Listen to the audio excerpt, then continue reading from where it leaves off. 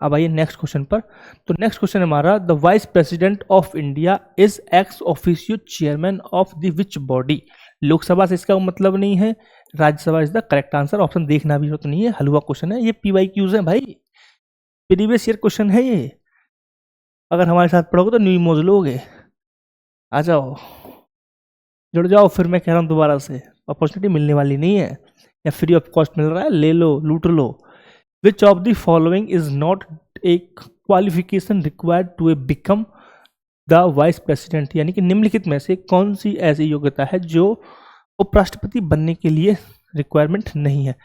He must be citizen of India, तो सबसे पहले बेसिक है कि वो भारत का नागरिक होना चाहिए, 35 साल का होना चाहिए, ये भी सही है जी, ये भी होना चाहिए। Must be qualified as elected member of the Lok Sabha, must not be hold any office of profit, ये भी। तो करेक्ट आंसर हो गया, ये गलत है। तो ऑप्शन क्वेश्चन के अकॉर्डिंग ये आंसर सही है, ठीक है। तो ये पढ़ने के लिए लगाया था मैंने, ठीक है। तो करेक्ट आंसर ऑप्शन सी है, ठीक है साहब। अब आइए नेक्स्ट क्वेश्चन। नेक्स्ट क्वेश्चन हमारा, which article of the Indian constitution states that there shall be vice president, यानी कि एक राष्ट्रपति होना चाहिए। सबसे पहला आर्टिकल है बेवकूफो, आर्टिकल 63, देखने की जरूरत भी नहीं है। ऑप्शन क्या है, किया था ना, बिल्कुल बेसिक। आ जाइए नेक्स्ट।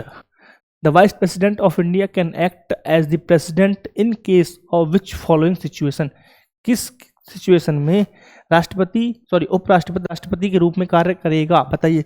जब राष्ट्रपति डेथ हो जाए तब भी करेगा, रेजिग्नेशन दिया तब भी करेगा, रिमूवल हो जाए तब भी करेगा। लेकिन इन केस में कितने दिन करेगा, 6 माह करेगा बाबूजी, 6 माह करेगा। 6 माह पर चुनाव कराने पड़ जाएंगे, इन केस पे करेगा। तो all of the above is the correct answer. मुझे जो सारा बस रहने दो, अब से हो नहीं रही question.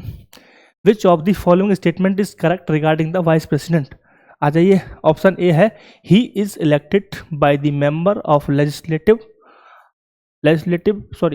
State legislative assemblies, he is elected by the member of both houses of the parliament, he is elected by the president of India, he is elected by the prime minister.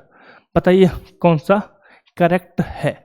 तो he is elected by the both houses of the Indian parliament, ये correct answer है, option B, ठीक है। क्योंकि legislative assembly उसमें participate नहीं करती है, प्रेसिडेंट उसको इलेक्ट नहीं करता है, और ही इज प्राइम मिनिस्टर की तो बात ही नहीं हो रही, कहाँ से आ जाते हैं लोग। चलो भाई, ये PYQs हैं, है ना, मैंने डिजाइन किया है कुछ क्वेश्चंस और कुछ PYQs। Who was the vice president of India before Jagdeep Dhankhar, ओ ये क्वेश्चन थोड़ा सा मैंने भी बताया था ना।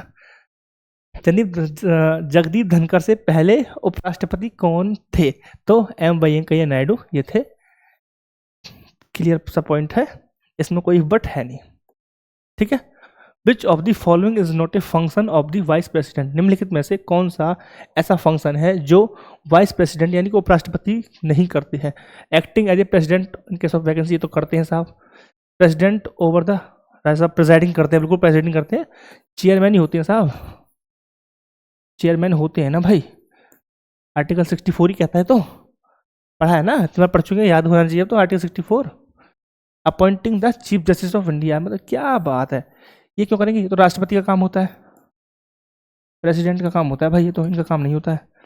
Assisting the president in the decision making, appointing the chief justice of India, ये भी नहीं है।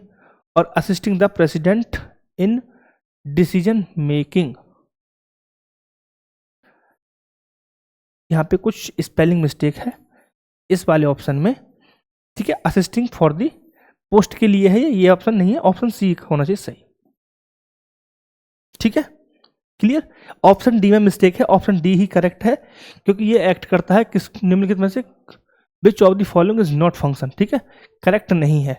तो चीफ जस्टिस ऑफ इंडिया को अपॉइंट करते हैं राष्ट्रपति, ठीक है, ये आप सभी को पता है, हम पढ़ चुके हैं, ठीक। तो करेक्ट आंसर है ऑप्शन सी।